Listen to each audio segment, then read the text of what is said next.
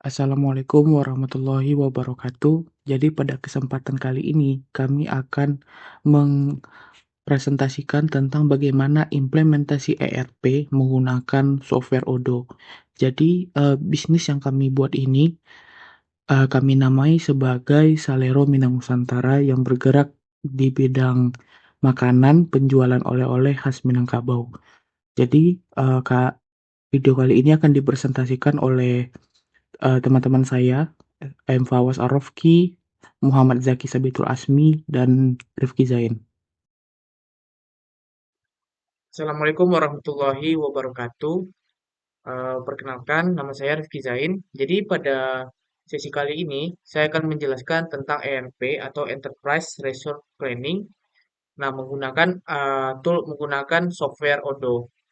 Nah, jadi setelah kita menginstal aplikasi Odoo, di sini terdapat berbagai macam model-model atau modul-modul yang ada dalam Odoo, seperti ada penjualan, restoran, penagihan, CRM, website, stok persediaan, dan lain-lain. Tentunya banyaknya modul-modul ini membantu bagi perusahaan untuk menjalankan proses bisnisnya dan menggunakan modul ERP berbasis Odoo ini juga menyatukan berbagai jenis aplikasi ini dan aplikasi itu dalam satu platform Odoo. Nah, jadi pada bagian kali ini saya akan menjelaskan tentang bagian ERP. Nah, di sini ada dua modul yang saya gunakan. Modul yang pertama itu modul penjualan dan stok barang. Nah, tapi sebelum saya masuk ke modul-modul itu, saya ingin sedikit menjelaskan tentang profil dari bisnis yang kami pilih. Bisnis yang kami pilih ini kami desain dengan nama Salero Minang Nusantara. Bisnis ini menjual berbagai macam oleh-oleh khas Minangkabau dengan rasa yang autentik dan bisa memanjakan lidah dari setiap kesempatan. Nah, di dalam di dalam bisnis ini kami membuat website yang mana di website ini pelanggan bisa memesan produk-produk yang kami jual seperti ada dendeng lambok, keripik pisang balado, sate balado, dan emping balado. Nah, untuk detail produknya kami tunjukkan juga. Nah, dan di dalam ini juga ada live chat, tempat kita berinteraksi dengan admin. Nah, jadi kita kembali lagi ke modul ERP. Seperti yang saya katakan sebelumnya, modul ERP-nya saya akan menjelaskan tentang bagian penjualan dan persediaan. Nah, sebelum kita melakukan penjualan, tentunya kita harus mengecek dan memastikan stok persediaan kita mencukupi sebelum melakukan penjualan. Nah, kita masuk ke modul stok persediaan. Nah, di bagian stok persediaan, ini kita ambil produk, kita pilih produk. Nah, di dalam menu ini kami sudah menambahkan berbagai macam bahan-bahan baku juga dan ada juga produk-produk yang kami jual seperti emping balado, ganepo, dan produk-produk yang kami jual lainnya di dalam toko Salero Minang Nusantara. Misalnya kita ingin menambahkan produk baru, kita namakan produknya itu beras rendang. Nah, pada menu ini kita bisa memilih memasukkan foto misalnya. Kita masukkan foto, kita pilih foto beras rendang. Nah, pada menu di bawahnya ada menu checkbox itu penjualan dan pembelian. Yang artinya misalnya kalau dia penjualan produk yang kita tambahkan ini dia bisa dijual. Dan kalau untuk checkbox pembelian, dia menu ini bisa dibeli. Karena kita memproduksi sendiri dan kita menjualnya ke pelanggan, maka kita hanya ambil dia ke eh, checkbox penjualan. Nah, untuk untuk pengisian selanjutnya itu tipe produk. Nah, produk ini bertipe barang. Nah, kemudian kebijakan penagihannya kita pilih jumlah yang dipesan. Kemudian ada lacak inventory. Lacak inventory ini kita menentukan apakah produk itu betul-betul dihitung berdasarkan jumlah inventory yang tersedia atau tidak. Nah, kuantitas di tangan, misalnya kita tambah, misalnya stok beras rendang yang ada di Salero Minang Nusantara ini ada sebanyak 100 unit atau 100 kemasan. Nah, ini kita bisa tentukan harga jual dari produknya. Misalnya harga beras rendang itu kita buat harganya 20.000 per satu piece. Nah, kemudian modalnya setelah kita hitung dari modal-modal pembuatan produk itu sat- satu pieces beras rendang itu modalnya sekitar 12.000 misalnya. Kita masukkan kategorinya itu ke makanan. Kemudian referensi dan barcode ini boleh dicantumkan, boleh tidak.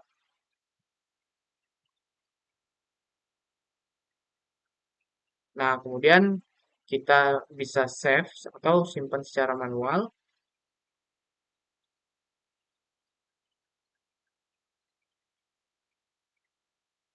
Nah, setelah disimpan secara manual, kita bisa kembali cek ke bagian produk, kita cari beras rendang. Nah, di sini beras rendangnya sudah masuk dengan harga 20.000 dan stok yang ada di gudang kita atau di inventory kita ada 100 unit seperti yang kita tambahkan sebelumnya. Nah, untuk stok persediaan ini sudah selesai. Kemudian kita kembali ke stok penjualan. Nah, pada modul penjualan ini kita mengatur tentang bagaimana jika pelanggan itu membeli barang yang ingin mereka cari. Misalnya kita tambahkan baru nama pelanggannya kita buat misalnya atas nama Rofki, kemudian alamat fakturnya ini bisa kita isi juga dengan alamatnya atau kita isi juga dengan namanya juga tidak masalah. Nah, kemudian ada di data selanjutnya itu kadaluarsa. Kita harus menentukan berapa lama kadaluarsa dari produk ini. Misalnya sekarang tanggal 19 bulan April 2026. Expire-nya seminggu kemudian, berarti tanggal 26 Mei. Nah, termin pembayarannya itu ada berbagai macam. Kalau kontan dia itu bayar langsung atau 15 hari, 21 hari setelah pembayaran juga bisa kita pilih. Tapi pada transaksi kali ini kita pilih dia kontan. Nah, selanjutnya itu kita menambahkan produk. Nah, kita cari tadi produknya itu beras rendang. Misalnya pelanggan atas nama Rifki ini dia membeli 5 piece. 5 piece beras rendang. Harga satuannya 20.000. Nah, kemudian di sini kita bisa menentukan dia itu kena pajak atau tidak. Atau kita memperlakukan pajak atau tidak. Misalnya kita tidak memperlakukan pajak. Karena satuan harga 20.000, maka total pembayarannya itu 100.000. Namun kita juga bisa menambahkan tambah biaya untuk pengiriman. Nah, misalnya beratnya kita anggap saja 1 kilo. Kemudian modalnya ini bisa kita atur juga modalnya. Kita tambahkan misalnya di sini. Nah, 1 unit. Nah, harga satuan pembayarannya ini bisa kita atur. Misalnya untuk ongkir kita buat di sini 5.000. Nah, jadi total pembayarannya ada 105.000 rupiah. Nah, setelah ini kita bisa lakukan konfirmasi. Setelah memastikan data yang benar, kita bisa melakukan konfirmasi. Nah, transaksi dan kode transaksinya keluar. Jadi di Odo ini dia juga menampilkan tentang ID pembayaran. Setelah kita memastikan kembali bahwa data-data yang dimasukkan sudah benar. Nah, selanjutnya kita menekan tombol buat faktur. Nah, kita kita bisa di sini kita juga bisa melihat detail dari step pilihannya. Misalnya faktur standar ini diterbitkan dengan semua baris order untuk setiap faktur, sesuai dengan kebijakan penagihan mereka. Misalnya kita pilih jenis fakturnya itu faktur reguler, kita buat ke draft. Nah, sudah muncul draft faktur pada pelanggannya. Pelanggannya atas nama Rofki, alamat tujuannya juga Rofki. Kemudian mata uang pembayarannya juga menggunakan mata uang rupiah, termin pembayarannya kontan, tanggal fakturnya hari ini, tanggal 19 April 2026. Nah, dari sini kita bisa menekan tombol konfirmasi. Nah, otomatis truk pembayarannya ini sudah terbuat. Ada invoice 2026 dengan nomor transaksi 12 atas nama Rufki dengan alamat tujuannya juga Rufki. Dia dia membeli beras rendang sebanyak 5 unit, harganya 20.000 per satu piece. Kemudian ditambah dengan ongkir. Ongkirnya itu 5.000, jadi totalnya 100.000 ditambah 5.000 adalah 105.000. Nah, dari halaman ini kita bisa tekan tombol bayar jika konsumen sudah membayar. Nah, kita bisa memilih dia membayar melalui bank atau cash. Tapi pada video kali ini dia membayar secara cash. Dia menggunakan manual payment.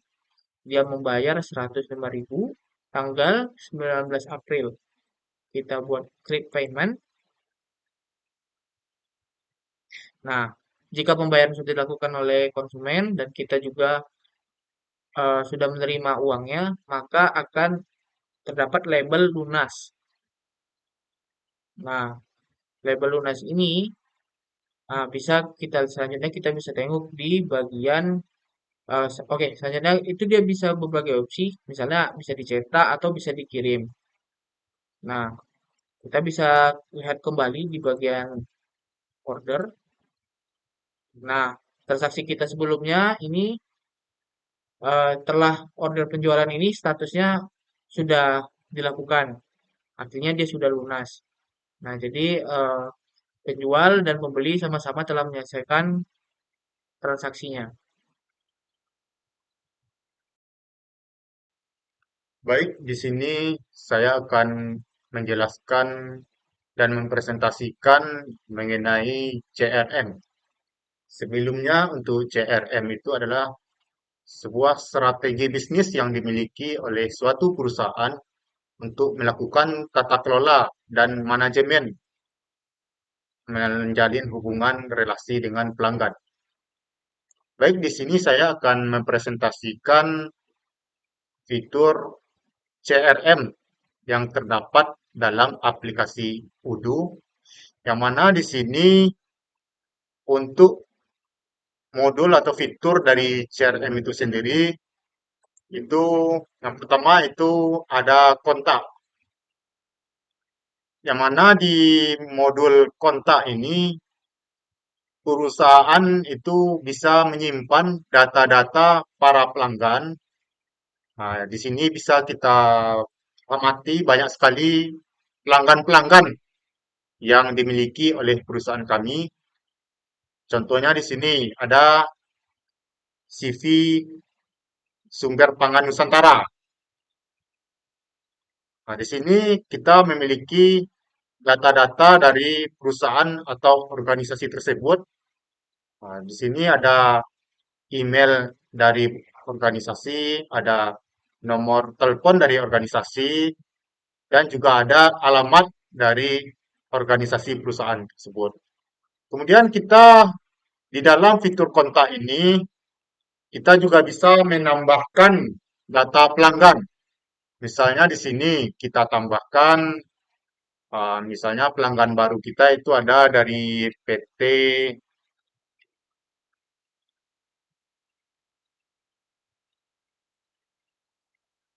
PT Sumatera misalnya. Kemudian kita juga bisa menambahkan email dari organisasi tersebut.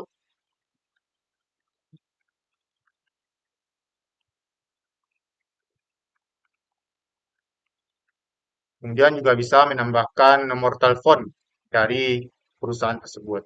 Kemudian juga bisa kita tambahkan data alamat dari perusahaan tersebut. Contohnya misalnya di sini kita masukkan Jalan Kamboja, kotanya Pekanbaru.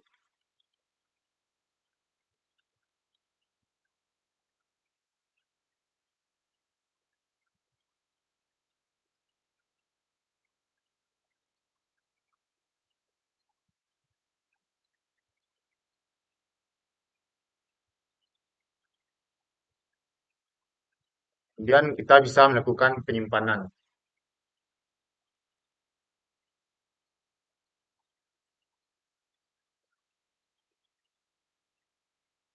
Dan nanti untuk data pelanggan yang kita simpan tadi akan tercantum dan tersedia di fitur kontak. Kemudian selanjutnya saya akan menjelaskan eh, modul yang kedua di dalam CRM ini, yang mana di sini pelanggan kita bisa memberikan rating terhadap perusahaan kita. Contohnya di sini, misalnya di sini perusahaan dari rempah alam. Kemudian perusahaan tadi juga bisa memberikan tip,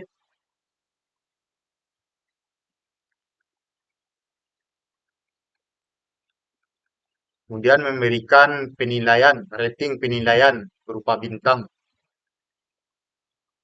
Kemudian bisa ditambahkan. Kemudian rating penilaian tadi akan muncul di bagian fitur CRM.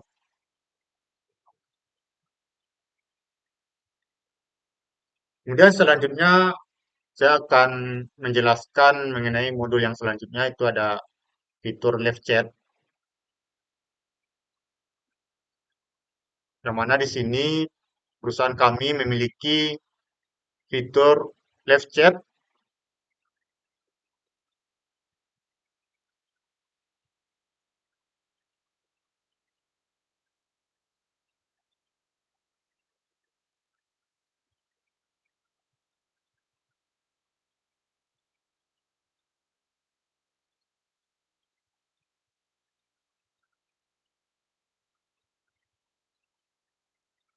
Nah, di sini pelanggan bisa berinteraksi langsung dengan operator atau admin dari perusahaan kami. Contohnya di sini kita bisa mengirimkan pesan dan nantinya akan direspon atau diberikan feedback umpan balik dari admin atau operator dari perusahaan kami. Sini bisa kita simulasikan.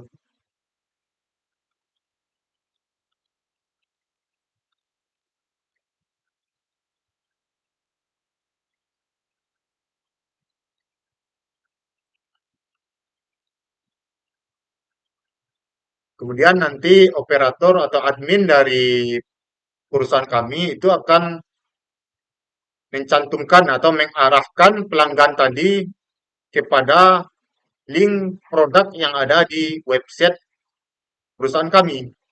Nah, di sini pelanggan bisa mengklik atau memilih, kemudian langsung terhubung kepada halaman produk-produk yang kami miliki. Yang mana secara langsung melalui website ini juga, itu kami juga memberikan informasi-informasi mengenai produk-produk yang dijual oleh perusahaan kami. Oke, baik. Di sini saya akan menjelaskan tentang SCM. Yang dimana SCM ini adalah Supplier Change Management, yang dimana supplier itu di mana tempat kita membeli barang bahan baku untuk menyediakan bahan baku yang ada di usaha kita, tempat kita. Nah, di sini kita masuk ke pemasok, yang dimana pemasok ini adalah supplier kita. Misalnya, untuk kita menambah order ke pemasok, misalnya di sini kita mau menambahkan daging, kita kekurangan daging. Nah, di sini kita bisa masuk ke pemasok, kita pengen buat untuk nama dagingnya, nama PT itu di situ ada PT daging, PT daging Nusantara. Untuk emailnya kita masukin,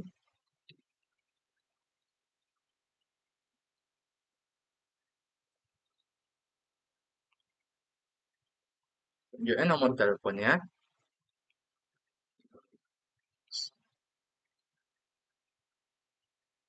selanjutnya jalan.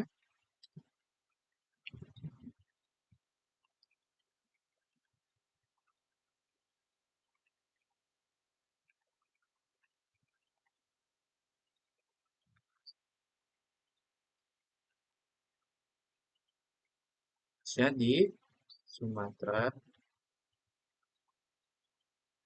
Oke, kita masukin depos. Sini kita masukin dia seperti masuk. Oke, sini kita letakkan untuk metode pembayarannya. Kita pengen menggunakan bank, yang dimana untuk termin juga pembayaran itu kita kontan, tidak ada delay untuk pembayarannya. Di sini juga untuk metode pembayarannya kita masukkan ke payment bank. Untuk mata uangnya pasti ya kita menggunakan IDR ataupun rupiah. Oke, kita simpan di sini. Nah, baik, kita lihat di sini. Nah, kita bisa lihat di sini sudah muncul PT Daging Nusantara. Nah, untuk kita mencoba untuk membeli produk daging tadi, bahan baku daging, kita bisa pergi. Nah, sebelumnya kita lihat dulu untuk stok persediaan daging kita. Bisa kita lihat di stok persediaan di produk, yang dimana untuk stok persediaan daging kita itu masih lumayan banyak, 45 kilo. Nah, untuk kita bisa melihat, misal kita membeli daging tadi, apakah di sini, di stok kita ini akan bertambah. Nah, oke, kita coba untuk selanjutnya untuk ini modul kita itu, ini pembelian order. Nah, order kita daging tadi ya, kita masukin PT kita, PT Daging Nusantara. Lalu di sini kita lihat, kita tambah sectionnya. Apa keterangannya mau kita buat? Oh, di sini kita ingin membeli bahan baku. Produk apa yang kita beli? Yaitu daging. Nah, kita di sini ingin berapa kilo? Tadi kan udah 45 kilo. Mungkin kita nggak perlu banyak. Kita cukup membeli 10 kilo saja. 10 kilo. Nah, di sini sudah terlihat total jumlahnya, jumlah harganya yang persatuan 1 kilo itu 120, jadi sini 1.200.000 ditambah pajaknya 132.000 jadi 1.332.000. Nah, di sini kita bisa melihat deadline ordernya dan kedatangan yang kita harapkan. Deadline ordernya ini kapan misalnya baru diorder gitu dan kapan kita pengen kedatangan barang ini untuk kebutuhan yang ada untuk produk kita. Nah, di sini kita bisa langsung saja konfirmasi order. Oke.